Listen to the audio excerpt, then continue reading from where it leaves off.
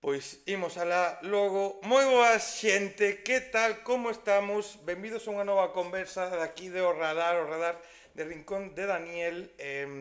Hoxe cunha conversa que me foi moita ilusión, de feito, falaba fai escasos minutos cunha persona que creo que o noso convidado coñezo, polo menos sabe dela, que é Mario Martiño, que é fotógrafo, que vai aí a moitos concertos e estivo precisamente fai uns días no seu concerto na Capitol. E dicíalle eu a Mario que estaba como nervioso por esta conversa porque coincidíamos os dous que estamos ante un dos mellores artistas que temos agora mismo en Galicia e creo que dos últimos tempos, sen ningún tipo de dúbidas, alguén que ten un futuro por diante moi brutal. Acaba de sacar o seu segundo disco, un disco que racha bastante co anterior, pero que ten moita identidade, que ten un disco moi bo. Vende encher dúas Capitols, vende facer uns bolazos. Eu non fun, non puiden ir, por desgracia, pero todo o mundo que foi, que teño uns cuantos amigos e amigas que foron por ali e coincidiron que foi brutal. Así que vamos a poñeros en pantalla porque é un convidado increíble. Ele Mondra. Que tal, como estás, Martín? Como estás? Que tal? Moi boas, como estamos? Todo ben, aínda coa resaquiña das Capitois moi recentes e feliz e orgulloso destas presentacións. Eso che iba a decir porque iba a che preguntar precisamente sobre todo por como estabas despois de esas dúas Capitol, porque claro, son dúas que estamos como un pouco quizás acostumbrándonos a que artistas galegos fagades dúas, tres Capitol como fixeron Rapans ou como por exemplo as Tanxugueiras encheron o Coliseum e realmente é algo que tampouco era tan habitual ata fai pouco, era como que xa facer unha Capitol xa era como un logro e ti ves de facer dúas presentando un novo disco. Como estás con eso? Aparte desa resaca emocional, supoño, como viviches esas dúas noites? Pois moi consciente do privilexio, non do privilexio profesional, do momento profesional que significa isto que estamos a vivir para a música galega, moi consciente dese privilexio e tamén do privilexio persoal, que é xa emocionalmente na miña cidade ir camiñando, non, 2 días seguidos a escaso 1 kilómetro da miña casa a poder facer a presentación dun segundo disco, non? Entón, iso orgullo, agradecemento, moi consciente do privilexio e consciente do insólito, non? Que é esta posibilidade. Hai menos de 2 anos que me atopaba case por primeira vez con Carlos Crespo, que coñecerás, Mm. e que me dicía isto non o vivimos na vida, non? Isto de que saques o teu primeiro disco e poder facer unha sala Capitol que era, pois, un cuarto ou quinto chanzo na carreira musical de alguén, non? Entón, moi consciente diso e ao mesmo tempo gozando do privilexio e agradecidísimo con todas as persoas que veñen a consumir música ao vivo e que escoitaron xa este segundo disco. Pero sí, o que che dicía Carlos Crespo é un pouco eso, porque creo que moitas veces igual nos olvidamos de que ti levas 2 anos xirando co teu anterior disco, presentas agora isto, joder, en pouco tempo realmente levas uns cuantos hitos musicais e hitos personais que seguramente no momento no que Carlos que para min unha das persoas que máis admiro ahora mesmo en Galicia por todo o que tamén fai pola nosa cultura, pola nosa música, cando el che dixo eso, cando moita xente dicía do futuro, do que podía chegar, ti realmente pensabas que ibas a vivir xa non só estas dúas Capitol, senón estes 2 anos que levas xirando e vivindo tantas experiencias co anterior disco? Mira, Daniel, pasaron tantas cousas neste tempo que o que levas é, por suposto, unha aprendizaxe constante polo camiño, unha aprendizaxe que ás veces é demasiado acelerada, non? Que sobre a propia experiencia do que vai acontecendo tes que ir aprendendo, non? Esa aprendizaxe, esa absorción constante do que pasa, non? Ao teu redor, pois é o que levamos. Por suposto, sen medo a errar, porque hai que errar, e sen medo a que cada pasiño sexa un avance, non? A fin, acontecen tantas cousas que eu creo que eh, eu no meu caso non sinto ningunha ambición ou ningunha meta a longo prazo, non? Senón que o que nos propoñemos son pequenos grandes retos a curto prazo, non? Claro, velo en perspectiva é moi sorprendente, non? Pero a fin vas vivindo o presente en cada momento, aprendendo, retándonos, tentando mellorar e tentando ofrecer a música de mellor calidade e o espectáculo de mellor calidade, non? A fin, o privilexio máis grande que temos é poder traballar disto, non? Eu sinto cada día. E ademais, o que dis, notase que é moi certo porque se alguén puido verte nos primeiros concertos, nos últimos, antes desta nova presentación, non? O teu espectáculo foi evolucionando, a túa forma de estar no escenario foi evolucionando, cada vez era máis compacto, todo de forma natural, e imagino que para ti tamén tivo que ser moito máis fácil vivilo, supoño do punto de, vale, temos algo, pouco a pouco vamos evolucionando, vas experimentando, vas te vendo mellor, e que, no, que fose todo moi orgánico, non? Sen esa pretensión, como dicías agora, sen dicir, quero encher non sei cantas capítulos, quero chegar tal, senón simplemente era, vou a disfrutar de algo que estaba sendo un soño para ti. Totalmente, totalmente. Sempre que co obxectivo de gozar de cada pasiño, de aprender dos erros, como che digo, e de proxectarse na mellora e no avance. E a fin, esa experiencia fai que perdas algúns medos que ás veces poden ser limitantes, non? Que gañes certa confianza en algúns aspectos que, que eu creo que rodeado como me sinto eu dunha moi boa equipa no persoal e no profesional, pois é o que o fixo posible, non? Ao final a música é comunitaria, é cooperativa, e así e sinto eu, e así sinto que demos pasiños e chegamos ata aquí. Que medos perdiches? En que evolucionaches nese aspecto dende as primeiras veces en riba dun escenario todo agora? Pois, por suposto, tes a confianza de que vai haber gorxas que canten as túas cancións, que conecten non coa túa proposta. A fin, o grande privilexio é que xa dende Ardén houbo un número moi grande de persoas non que conectaron coas cancións. Iso dá confianza, non? Dá confianza de que eh, as mensaxes, o teu relato conecta coas persoas, non? Iso é o máis grande, supoño. E despois a experiencia no sentido de aprender dos erros, cando cometes un erro por terceira vez non é o mesmo, non? A confianza aumenta cando as cousas están no seu sitio e as cousas están ben feitas, non? Entón, supoño que perdín medo a errar, eh, e conectei pois iso con quen quería ser en riba dun escenario, sobre todo, non? E creo que a cuestión vai por aí. Claro, é que un problema que tedes a xente que vos subides a un escenario, e moitas veces, e aquí é moi recurrente ese tema, é o fallar cantando, o fallar Mm. tocando un instrumento, o fallar tal, pero ao final tamén é un pouco o que diste, esa aprendizaxe de, oye, fallas, pois sabes como levalo se hai algún fallo, incluso nunha coreografía, se hai un fallo na letra, e isto tamén axuda cando ves o que diste, non? Porque que ti quedas calado porque a mellor te olvidas da letra ou pasa algo e ves que a xente sigue a tope, ves que todo o mundo está bailando e gozando e diste, pois, joder, pois non pasa nada, non? Por fallar, porque ao final a vida misma vai de eso, vai de fallar, vai de aprender e vai de mellorar como personas co paso do tempo.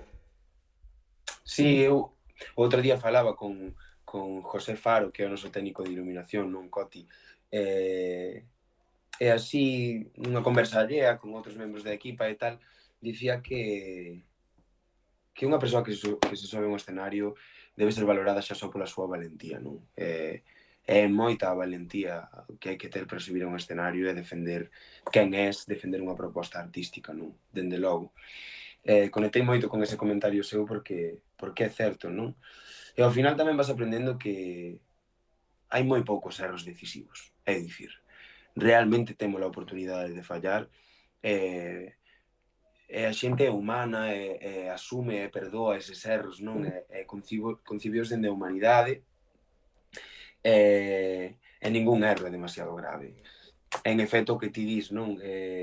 A fin sempre se está a mira posta na mellora, en que un erro non aconteza 3 veces, se pode acontecer só 2, tamén penso que esa é parte da ficción, do espectáculo, do traballo, non? A cuestión de permitirse errar e que non se note, non? Ou iso é o que, como eu entendo o escenario nese sentido, todo isto é unha ficción, se algo non vai ben, imos tratar de que non se entere o espectador ou a espectadora, claro. Pero incluso ainda que nos enteremos os espectadores que estamos Claro, abaixo, a min eu sempre direi unha cousa. Eu a min, cando vexo un artista e todo é perfecto, todo é medido e está todo que non...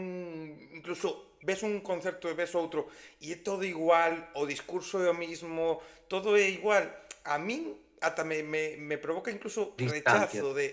Joder, que Mm. estou todo perfecto. E, sin embargo, vexo a calquera, non vou poñer un exemplo concreto, vexo e vesti, pois o baixista falla, o cantante equivócase da letra, e pasan cosas que igual moita xente non se dá conta, pero que xa vimos varias veces a alguén, pois te das conta, e a min eso me provoca dicir, pois me acerco, porque digo, joder, é que son personas, e o que dicías agora, é que subise un escenario, a xente non é consciente. Eu contei unha vez aquí unha experiencia, eu fai uns meses, organizamos un evento solidario de barbudos en Santiago de Compostela, barbudos que viñeron barbudos de Irlanda, de Estados Unidos, de Canadá e demais, no Monte do Gozo, e eu subíme a presentar diversas actuacións que había que organizamos, que, por exemplo, foi Catoxa Salón entre outras, e eu subíme a presentar. Eu aquí, tente esta cámara que teño, como a xente o ve na súa casa, eu falo sen problema ningún, porque claro, subíme ao escenario e non había moita xente, pero había xente. Eu sentín os nervios, sentín unha vergonza, sentín unha cosa de, ostras, de que estou diante da xente e eu era a presentar 2 segundos unha actuación. Por eso penso en vos e me parece admirable ser capaces de subirse a un escenario, lembrarse de que tens que cantar, lembrarse de que tens que bailar e a máis no teu caso que faz moitas cousas en riba do escenario, co cal, oye, se falla, pois xa está, non pasa nada, Sí, oye. claro, e a xente valora esa humanidade, ese organismo, a fin, a xente quere ver unha persoa que canta, unha persoa que baila, non? E iso notase, a hora de facer contidos, de facer cancións, tamén notas con que esa dimensión é coa que a xente máis conecta, non? E iso notase moito. E a fin é unha cousa que se adestra máis. Eu sempre digo, a min cústame moito máis cantar para tres persoas que cantar cunha sala Capitol chea, non? É moito máis difícil. A fin, pois iso, é algo que adestras, que preparas durante moitas horas, e cando chegas aí sabes o que tens que facer, non? E o teu corpo, a túa mente está contigo. E claro, dixes, cantar, me custa máis cantar para 3 personas que para unha Capitol, porque claro, ao final, con 3 personas, ves a toda esa persona, a toda esa xente, as súas caras, ves as súas reaccións, e ao final nunha Capitol, pois é máis difícil fijarte, non? Ou no que hai, ou te Non, ao envolves de outra final maneira, non? esas caras da xente tamén, non? Pero é como que toda a enerxía, todas as cousas aí están postas para que iso aconteza desa maneira. A fin, pois iso, senteste moito máis vulnerable, non? Cando estás a 2 metros dunha persoa nunha saliña de 30, onde sentes máis medo, en realidade, non? Cando 700 das persoas da capital sabes que veñen cantar as túas cancións. Mira, eu a ti vinte varias veces, a primeirísima vez que te vin foi nunha gala de peche de Son Emerxente en Santiago de Compostela, que ibas aí en modo íntimo, que cantaches aí unhas cancións sueltas xa me falaran de ti e dixen, ostras, me mola a voz, pero teño que dicir que a actuación na que eu dixen, vale, o de Mondra sí que é algo que eu quero ver, sí que é algo no que eu conecto, foi no Fi de Vilalba, o ano pasado, que fixes unha cousa, ti, máis ao teu equipo de baile, que a mí me flipou porque chovía.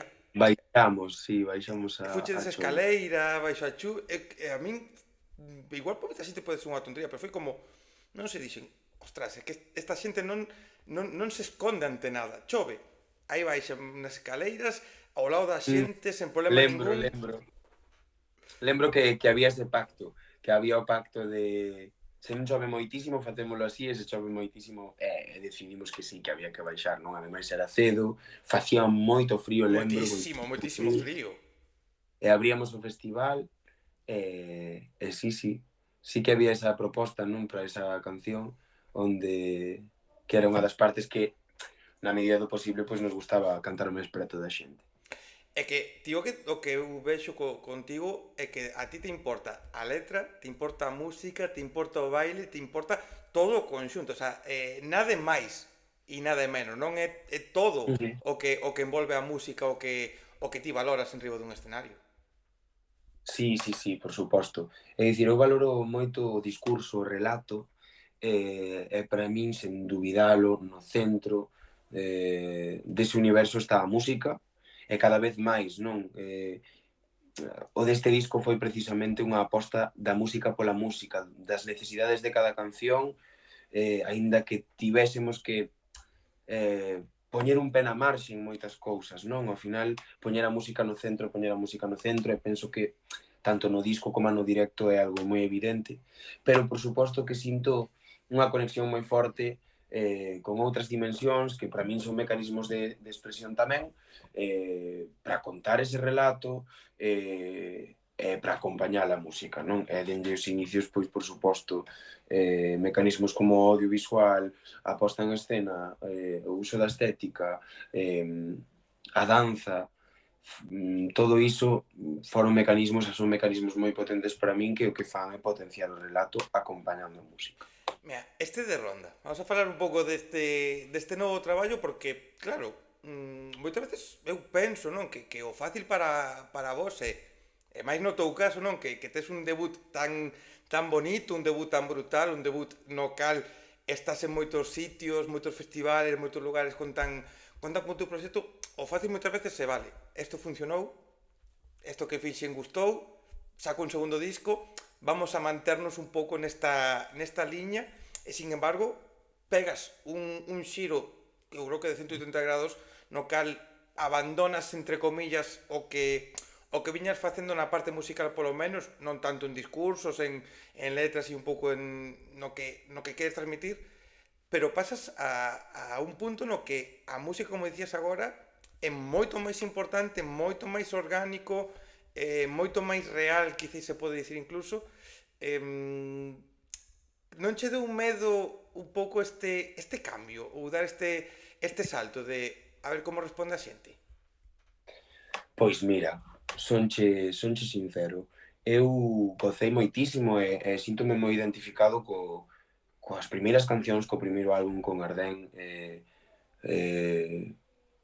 Heavy, o meu produtor deste disco, sempre me di que a música é filla dun momento concreto, non? E a fin Ardén é un fillo daquel momento, e de Ronda é o deste, non? Eu neste tempo todo do que falábamos antes, non?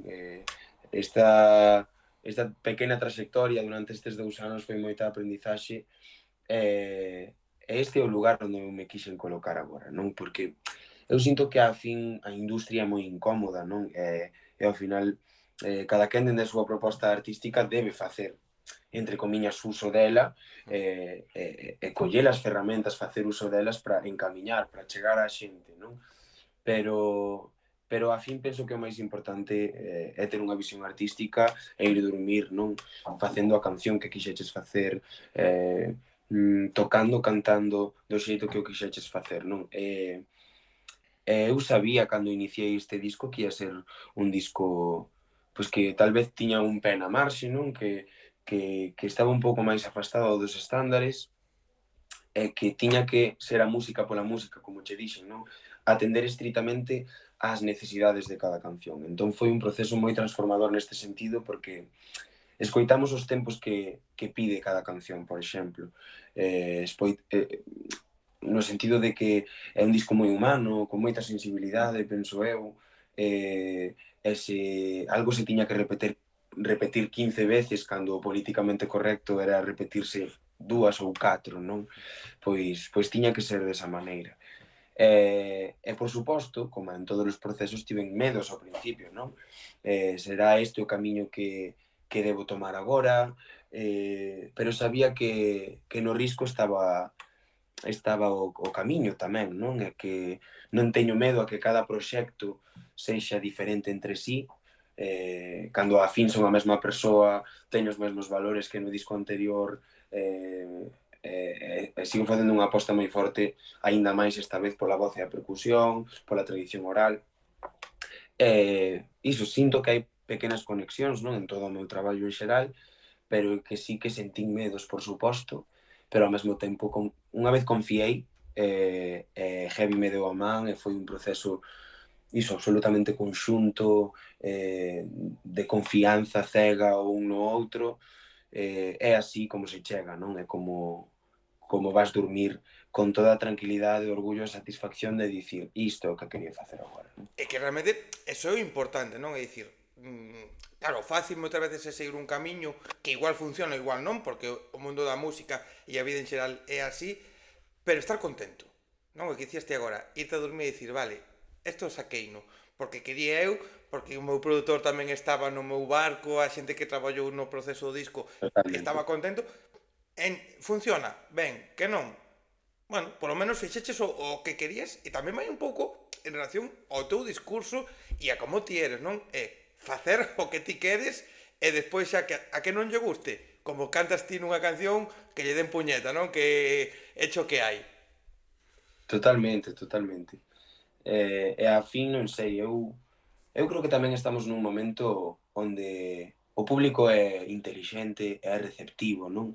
A mí non me gusta tratar o público como iso como se fose ignorante, non? Todo o contrario, creo que recibimos unha chea de estímulos e tamén estamos adestradas para recibir cousas novas e tamén para retarnos un pouco a que as cousas non haxa que escoitalas unha vez, senón 20 e levarnos a novos lugares. Eu sentín que quería seguir dialogando dende a tradición oral, pero que o diálogo tiña que ser outro e que me tiña que afastar un pouquiño da electrónica neste disco. E a fin hai moi pouco procesamento digital, que creo que tamén é a filosofía de base inicial deste álbum. Hai pouca corrección vocal, ninguna, de feito, non hai nada de corrección vocal, non hai un copia-pega, senón que hai as mesmas partes repetidas no estudio dende a grabación, non? Para que cada parte da canción expresase o que non o mesmo que a outra, non? Entón, non sei, esta foi a proposta e a fin iso. O que importa é que o público é intelixente e eu confío plenamente neste proxecto, non? Creo que polo feedback que temos ata agora, que ao final iso, por suposto, fai feliz porque faz un proxecto, faz cancións para as persoas, para facer sentir cousas, ata o de agora o feedback é bo. Home, é que claro, eu dicía non que ti sacas algo, se non lle gusta a xente, pois que lle den puñete entre comillas, non? Pero ao mesmo tempo, lóxicamente, cando un publica algo, cando un aposta por un proxecto, o que busca é que haxe un feedback, non? Que aínda que sexan, pois oye, menos xente, bueno, pois que lle guste a xente, non? Que a xente lle mole. E eu quero preguntarche, porque claro, dentro desta naturalidade, dentro deste pouco procesamento, dentro deste proceso de gravar sen artificios, todo tal cual un pouco como sona, canto tempo che levou no estudio? Porque claro, ademais, ti estabas grabando isto, estabas compoñendo isto, estabas facendo isto ao mesmo tempo que seguías xirando. Como foi levar todo isto? Canto tempo che levou? Pois mira, hai 10 meses que comezou todo o proceso, é En dicir, serio? hai moi pouco tempo, non? Nos rematamos a parte máis grosa da xira do ano pasado, é dicir, o mes de agosto.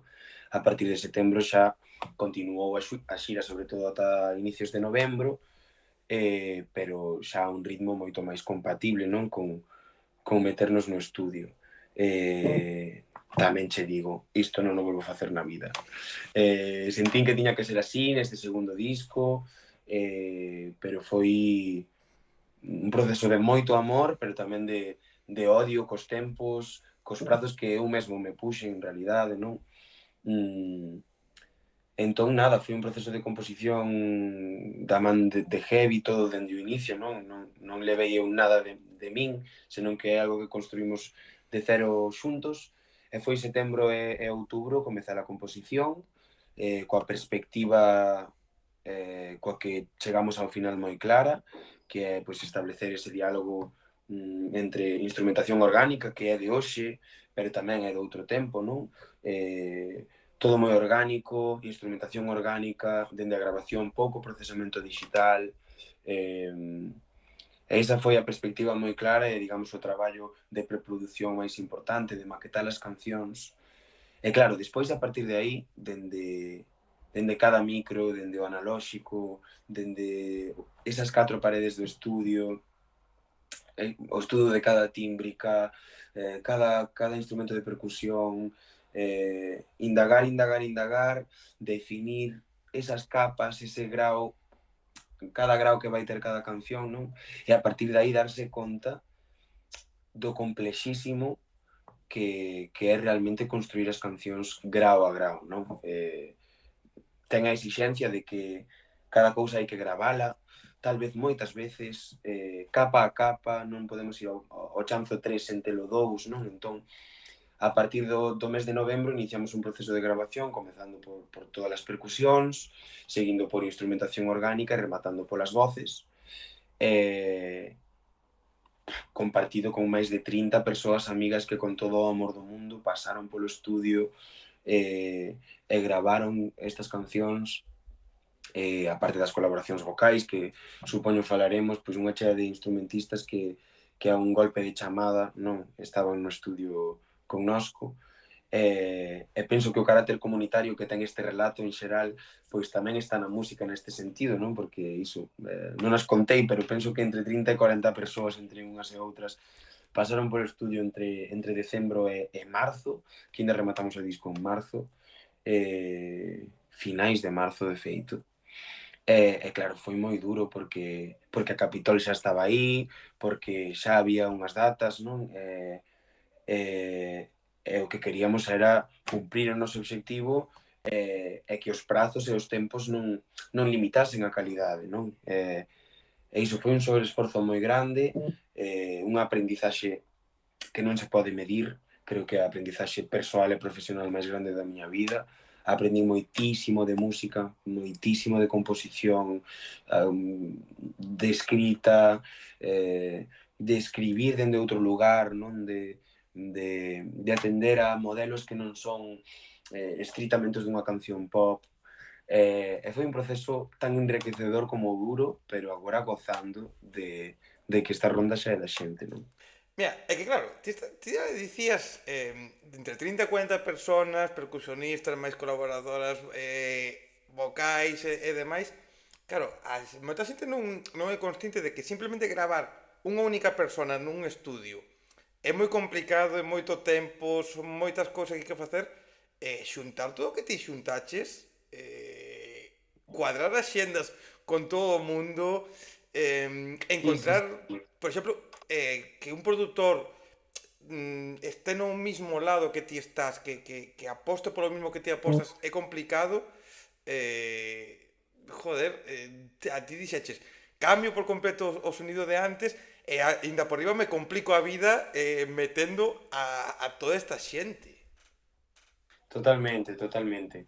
Eu, por exemplo, como son eu só, creo que teño a liberdade creativa e de decisións, non? A fin, a miña oficina ou a discográfica acompáñame, pero todas as decisións recaen sobre min. Iso é algo moi bono artístico, Hmm.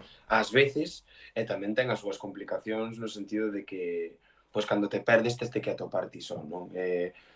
Entón, nese sentido, ca produción musical, eu só entendo construir un álbum dun xeito compartido, non? Tendo unha visión compartida, neste caso cun produtor como é Heavy, para min, o produtor galego, para min, a sensibilidade musical e humana do país, unha admiración profunda.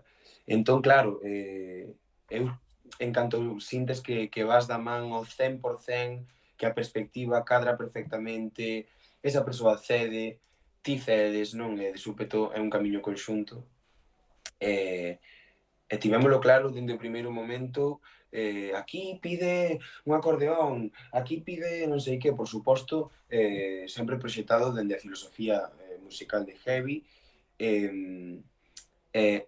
foi algo que non dubidamos e que se foi construindo pouco a pouco, non? Estas frautas, estas gaitas, e Heavy tirou de colegas, eu tirei de colegas ou de xente que fun atopando nestes 2 anos polo camiño, non? A fin, na música galega hai algo moi comunitario e moi de estar as unhas para as outras porque é o que debe ser, non?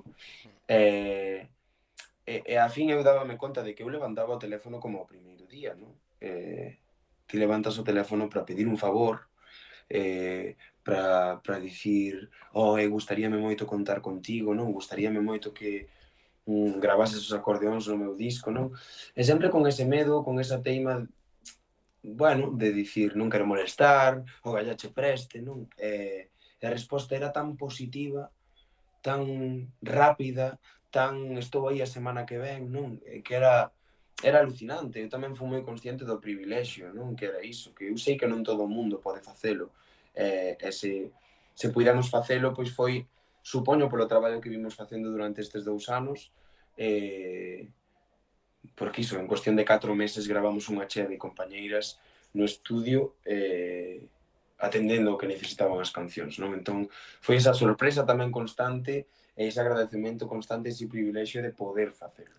É que o bonito ao final é certo que encher capítols, ir a festivales, que todo o mundo te chame para as súas festas, que toda a xente queira contar contigo, eso é bonito, pero o máis especial é compartir o camiño ata poder presentar todo isto con tantas amigas, porque ti, en todo este tempo, fíjate Casandra, están Xugueiras, neste disco están Antía Meixeira, están as Pandireiterias de Bouba, Lina e Lola, todas estas músicas que tamén estiveron aí contigo, que ao final diste, vale, sacas o que falábamos antes, non? Ti sacas un disco, o gallá lle gusta a xente, o gallá cada vez podes encher máis recintos, o gallá máis público se suma ao teu proxecto, pero máis alá do que poida pasar no futuro é dicir, vale, todo este camiño percorrino con xente que ti admiras, seguramente moita xente que admirabas e que diste, ostras, é que esta xente que leva tanto tempo xa na música, esta xente que participou en tus proxectos está comigo, e coñecer tanta xente, moitas que seguro que agora son amigas túas especiais no teu día a día, e dicir, con eso xa gañaches, non? Xa é como, vale, o que veña virá, pero espiritualmente na túa vida xa é unha victoria. Totalmente, totalmente. Totalmente, ao final, claro, normalizas o teu oficio, supoño que dende dentro normalizas a vida das outras persoas coas que compartes o oficio e a fin, pois, sentes que son compañeiras e a parte, por suposto, que admiras, non? O que admiraches porque cando ti non te proxetabas en nada disto xa escoitabas as súas cancións, non? E de algún xeito influirían na miña proposta artística e de algún xeito non estaría aquí se, non sei, compañeiras como as Tanxugueiras ou xente que leva décadas no camiño, como a Guadi Galego, que para min é unha referente absoluta, que me apoia, é amiga, mentora, está aí dende o primeiro momento, non? Non sei, a música é compartida ou non é, iso está claro, é humana ou non é, e por suposto que o valoro, non? Que valoro moito iso, valoro moito casualidades como a estar na casa de Berto, sen recursos, facendo unhas primeiras cancións que xusto as fillas de Casandra estaban ali, non? Case nin se coñecía ese barrio Basoira, e cadramos nese camiño, nese punto inicial dos nosos proxectos, non? E a vida quixo que fora así, eu que sei, son esas casualidades que admiras iso, a fin, pois, non son máis ca compañeiras de oficio, non? E a fin eu o que quero facer, dedicarme a isto toda a miña vida. E que o bonito, ademais, é non... Eu creo que o mundo da música, e a vida en xeral, eu creo que en todos os aspectos da vida, o bonito non é loitar por ser o mellor, senón poder chegar a ser o mellor, pero sen pisar a nadie, sen que haxa esa menosprecio ao resto, senón que o contrario. Porque que ti compartas un escenario con outra xente, ao contrario, é bo precisamente a máis para a nosa cultura, para a nosa terra e para a xente que poida ver no futuro, porque o que dicías ti agora, joder, que ten, por exemplo, tan xugueiras o camiño que abriron elas e outras tantas como Guadi Galego, como nomeabas tamén, facilitan que xente como a ti e outras tantas en estilo máis tradicional ou en estilo do que sexa poida estar aí, non? Totalmente, totalmente, totalmente. Mm, é que é así, non? Ao final, houbo moitas persoas que tiveron que bater contra moitas paredes, moitísimas paredes, moitas veces creando dende a marxe, dende os anos 80, que sempre tivemos aquí unha escena alucinante, que ninguén pense que é algo recente, senón que isto é un camiño moi longo de moitas décadas, e esa xente que leva tantas décadas ten que saber que nós, as que acabamos de chegar, sabemos iso, recollemos ese legado, e temos as ferramentas que temos polo seu traballo anterior, non? Entón, eh, é o que temos que ter, agradecemento e consciencia, non? De onde vimos, de cara a onde camiñamos xuntas, que queda moito por facer. Pois é importante tamén proxectos como o teu que bebedes do tradicional, pero que ao mesmo tempo o levades a un sonido máis actual, algo que sona tamén como agora, porque realmente todo aparte neste ano, non, que as letras galegas se van a dedicar ás canteiras, se van a dedicar a esas mulleres que sen dúbida seguramente sexan o pilar ou un dos pilares fundamentales da nosa cultura, pero que sexamos conscientes, porque eu a semana pasada ou ao programa anterior que publicaba precisamente era con Falla, que tamén grabou con Heavy, e falamos un pouco desto de que eu personalmente fai uns cuantos anos igual non era tan consciente da importancia de todas esas cantareiras, de toda esa cultura que tíllamos, e o mellor non estaba aí, non? E era como, vale, está aí. E agora, gracias a xente como a ti, Tanxugueiras, Fillas, Guadi, que tamén da importancia de todo Sí, fai, moita xente, dicir, ostras, é que realmente non é só dicir, non, é que Tanxugueiras dentro do Benidorm Fest, sí, foi un punto de aparte, pero todo o anterior foi fundamental, porque isto non se construi, todo a escena galega que temos agora mismo, realmente non se construiría solo de 2 anos para aquí. Aí é toda esa base. 100%, 100%. E referentes como a Mercedes Peón, non? Que foi tratada de tola, por exemplo, non comprendida, e tocando en grandísimos recintos de toda Europa, non? A vez, unha muller que rachou con todo cunha pandeireta na man, coñecendo o legado destas mulleres nas aldeas, non? E iso, é todo un legado conxunto de moitas persoas que chega a nós, e, sí, no meu caso persoal, pois eu con 17 anos conectei, non? Con esa realidade que a fin agora está un pouquiño máis sobre a mesa, pero hai uns anos nin sequera se sabía que as cantigas e que as pandeiretas viñan do lecer da vida social das nosas aboas, bisaboas, e a fin aos 17 anos eu bailando e tocando a pandeireta toda a miña vida, comezo a ter contacto con estas mulleres, coñecelas, e de súpeto sinto non só un vínculo musical enorme, un patrimonio infinito, senón unha conexión xa identitaria, non? De pois isto é do pobo que eu pertenzo, non? Entón, vai dai tamén o feito, de aí ben, digo, o feito de que sinto que é a miña linguaxe máis primaria, é o que me ten a min atado á terra, aínda que faga cancións de hoxe contemporáneas, non? Porque, a fin, pois, son un rapaz do ano 2000 que medrou escoitando cancións pop e que creo moito tamén na autoría, non? Entón hai como ese traballo, digamos, a medias tintas entre beber do discurso, da linguaxe, dos elementos que se usan e que están na nosa tradición oral, pero á vez facelo relacionarse con outra dimensión que é máis autoral, máis de composición, e máis das cancións coas que eu medrei, máis alá da pandeireta, non? E que creo que eso é un pouco a base do éxito, ou de que este funcionando proxectos como o teu, precisamente eso, non?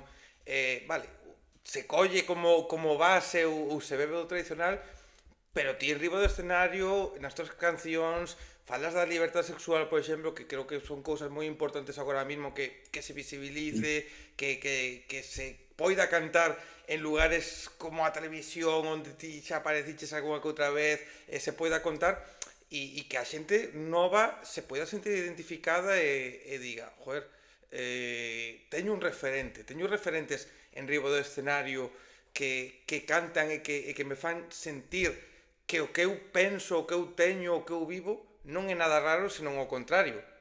É o normal, non? Ujú. 100%, 100%.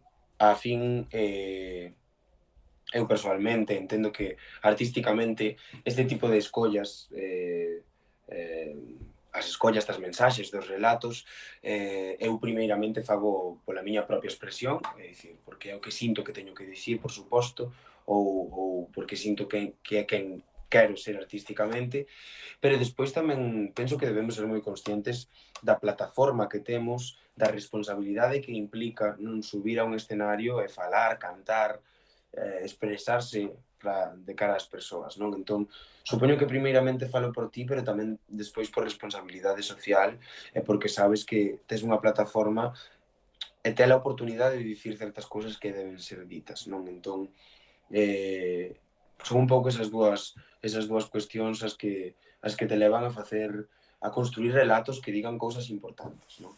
Claro, e ademais non tanto son non só nas cancións, como a ti faz, non, que como estamos dicindo, senón tamén aproveitar ese escenario, como decías agora, pois para visibilizar a loita, por exemplo, contra a Altri, a defensa do povo palestino, todas estas cosas que ao final non é tanto que ti cantes por algo específico, que se poden cantar por moitas cousas xerais ou por X cancións, senón que ao final o que dicías ti agora, tedes unha responsabilidade que cada artista pode coller ou non, que todos están na súa libertad, lóxicamente, de decidir como van levar, non? Pero é bonito a min cando subides un escenario, e máis no teu caso, ou outros tantos proxectos que están comezando, que moitas veces supoño que pode dar medo a alguén de ostras, que me vou subir a un escenario, vou cantar ou vou gritar contra Altri, vou defender o povo palestino, vou defender o que está sufrindo X xente por querer mostrar a súa sexualidade, e colledes vos e subides e dices, no, pois eu vou a defender e vou a aproveitar e que pase o que teña que pasar, non? Pero que a xente poida ver que non están solos e que hai que defender estas cousas, non? Totalmente, totalmente.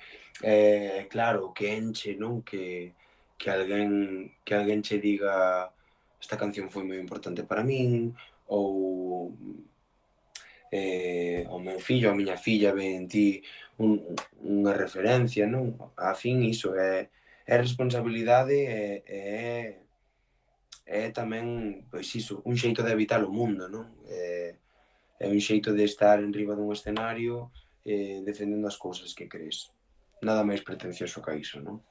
Mira, por ir xa encarando o final desta conversa, ves de presentar agora na Capitol o disco con estas dúas noites espectaculares, que eu, por exemplo, hai varios vídeos, por exemplo, xa vi un par de vídeos de Prado Rúa que tamén fixo do concerto, como no meu ao principio Mario Martiño que fixo unhas fotos que axudan a entender un pouquiño o que foi, a xente como a min que non pudemos disfrutar eso, pois hai bastante contido por aí para ver o que se pudo vivir, pero que ven agora?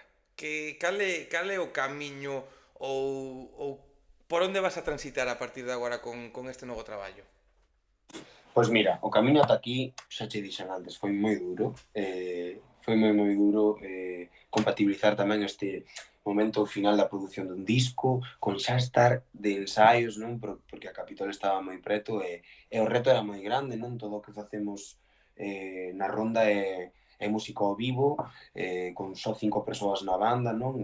Tamén dúas delas novas, Xavi e Saínza, nas voces, para que todo fose máis orgánico e iso, facer unha aposta máis grande pola música ao vivo. Entón foi moi duro, pero tamén co obxectivo de chegar ata aquí e liberarnos, non, de alguna maneira, facer a presentación con todo o que tiñamos, porque de verdade que demos todo o que cada unha de nós tiña dentro, e agora é soltar e facer pequenas adaptacións, pulir 4 cousas que sempre hai que estar revisándose, non? pero agardamos que esta ronda pois ronde durante cando menos dúas tempadas, non? Entón agora comezan unha chea de festas de vilas, algúns festivais, incluso algúns fora da Galiza. Os vindeiros son no Araño, en Rianxo, o vindeiro 24,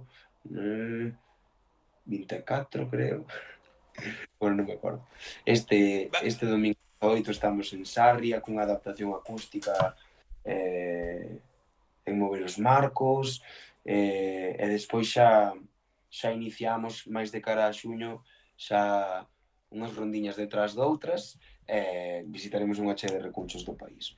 Van a estar como sempre na descripción as túas redes para que a xente este atenta a todas estas datas e non se perda nada, pero ti ahora dicías, entre esas datas, sair fora da Galiza, que imagino que unha cousa bonita que falábamos era compartir o camiño con amigas, coñecer amigas, ver que a xente canta as túas cancións, pero imagino que tamén traspasar as fronteiras de Galicia e poder levar a túa música fora de aquí, supoño que tamén ten que ser as cousas que dis ti, joder, enche de orgullo, non? De que a xente fora poida valorar o que ti estás a facer. Totalmente, claro que sí. A fin, é moito máis cómodo coller a furgoneta e cantar a 2 horas da túa casa no canto de a 7, non? Pero sí que hai esa parte de compromiso ou de orgullo de poder levar un proxecto na túa lingua que xa sabemos o limitante que é, non? Eh, Fora, non, da Galiza e que se nos valore. Eu hai uns meses traballaba en Madrid, producindo cancións ou bueno, porque a fin pasas moito por Madrid, non? E alucinei, non? Con como se nos vía a escena galega dende Madrid. Como a quen é o mellor que está acontecendo na península. Eu non era nada consciente disto, non? Entón, sí que vin esa dimensión como algo moi interesante e a fin, pois, moi interesante levar a nosa cultura, a nosa lingua, a nosa tradición oral polo mundo con moitísimo orgullo. Pero xa che digo, entre ti máis eu, honestamente, eu tocando no país, dedicándome a isto, Xa te, estou máis xa te enche, verdad? estou moi satisfeito, claro que sí. Que non haxa que sair fora, non, para poder comer, iso é unha maravilla, non? Unha maravilla. É que é bonito ir fora, pero realmente poder vivir da música ou que a música che poida dar o máximo posible para encherte, xa non só económicamente, senón espiritualmente, joder, terá a posibilidade de que sabes que cada fin de semana hai 50.000 festas, 50.000 festivales, 50.000 vilas que queren contar contigo, joder, ao final, porque ser profeta na propia terra, certo que aquí hai moitos proxectos que están tocando por aquí, pero ser profeta na túa terra, que te queiran tanto, buah. Totalmente, é o mellor que che pode pasar, non? O mellor. O mellor, o mellor. Así que sí, eu valoro moito máis iso, pero está moi ben, non? Tamén a posibilidade de sair fora, pero que sexa de cando en vez. Mira, as dúas últimas cousiñas que che vou a preguntar xa son un pouco fora do que estamos a falar, fora do teu proxecto como tal, que son, vouche pedir unhas recomendacións musicales. Que me recomendes 2, 3 artistas emerxentes, non emerxentes, que ti agora mesmo estés escoitando moito, que che gusten, influísen ou non no teu proxecto, senón que ti digas, buah, que eu estou obsesionado, estou escoitando isto moitísimo e quero que todo o mundo o escoite. Ainda que ti creas que xa a xente os coñece, pero que digas ti, buah, isto hai que escoitalo. Hmm, pois mira, por exemplo, cantas son tres? Dúas ou tres, sí. Dúas ou tres? Pois mira, sen ir máis alá e sen ir moi lonxe, eu decidín facer este disco co Heavy polo transformador que foi para min a primeira escoita de quitar o aire de Camaño e Meixeiras. Para min o proxecto máis interesante que acontece na Galiza a moitos niveis, unha honra contar tanto con Sabela Camaño no 90% dos baixos do disco e con Antía na canción que fixemos xuntas, non?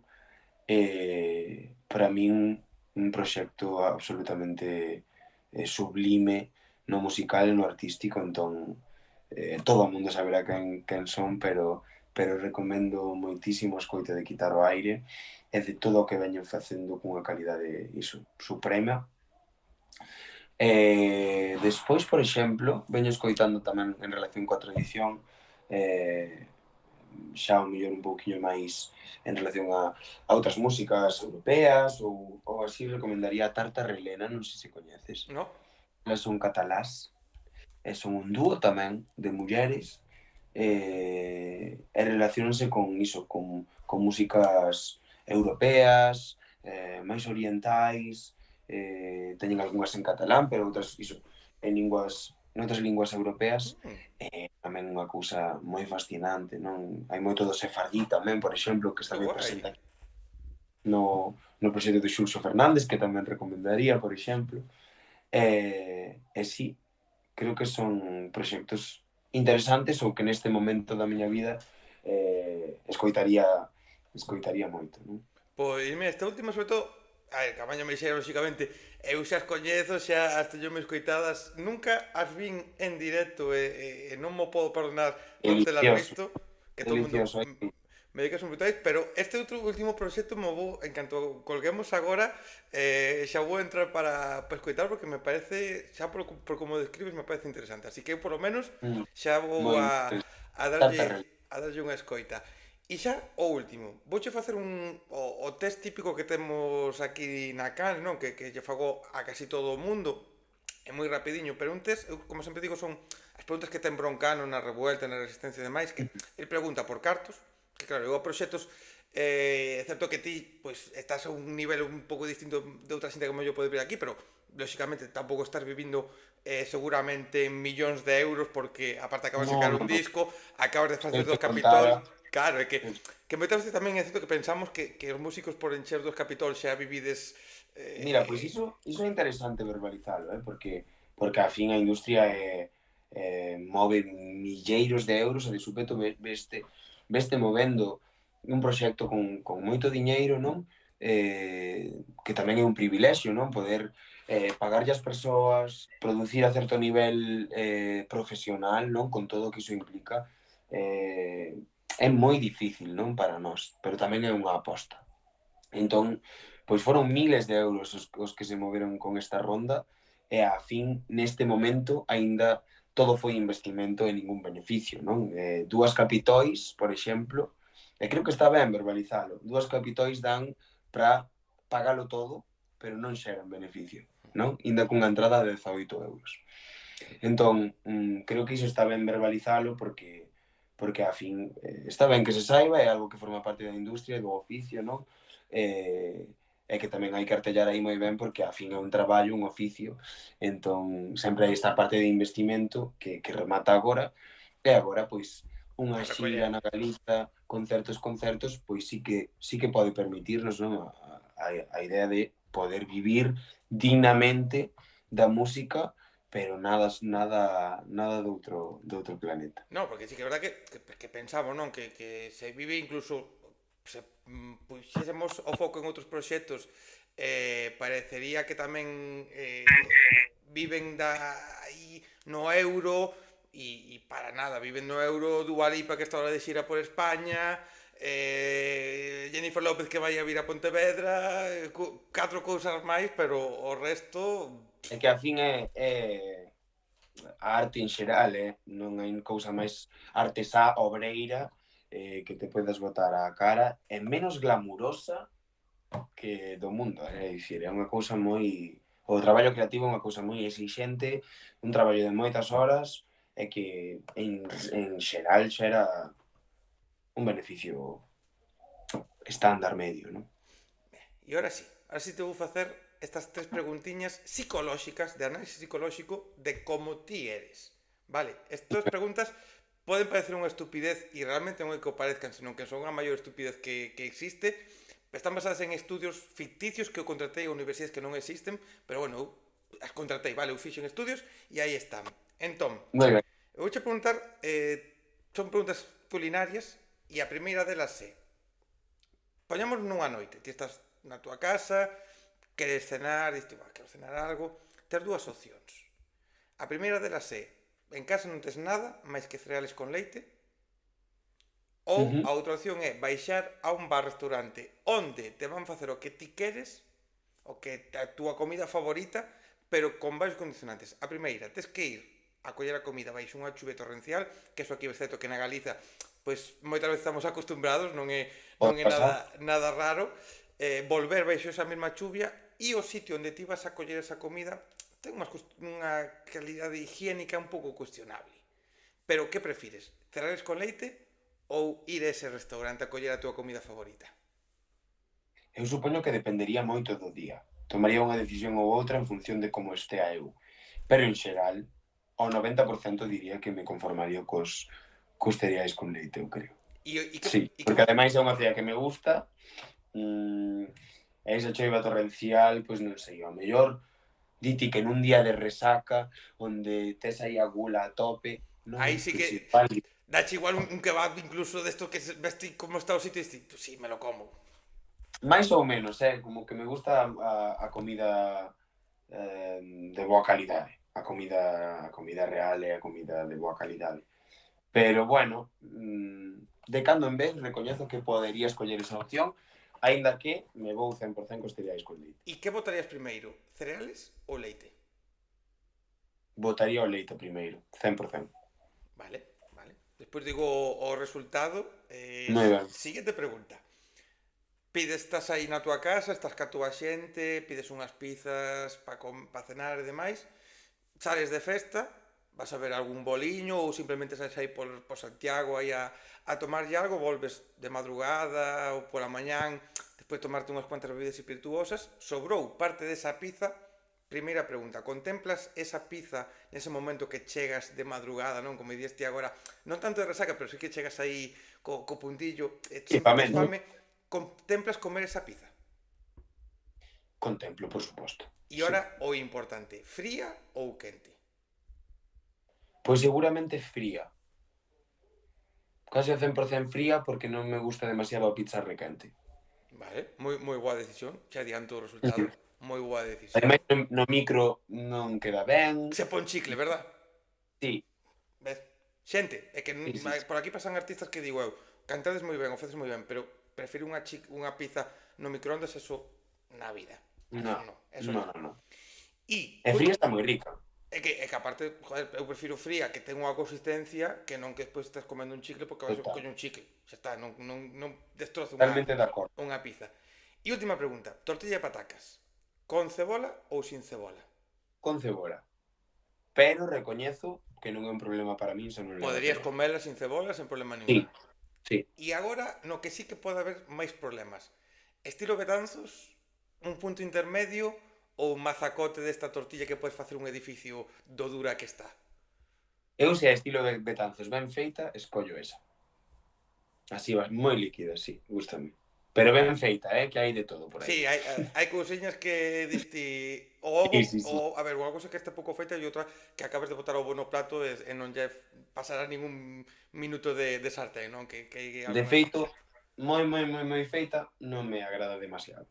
Ou punto medio ou bastante desfeita. Pois teño que dicir que, despois de analizar os resultados, teño aquí unha máquina que analiza todo, tes un 0% de psicopatía, porque o cereal con leite, lóxicamente, primeiro a leite, lóxicamente, a pizza sí, pero fría, tortilla Moi ben. con cebola, está moi guai, pero sen cebola non pasa nada, hai que ter tamén un pouco as miras Unha abertas neso, non hai que ser flexibilidade. tan radical, e despois, ou tortilla de Betanzos, ou un punto intermedio.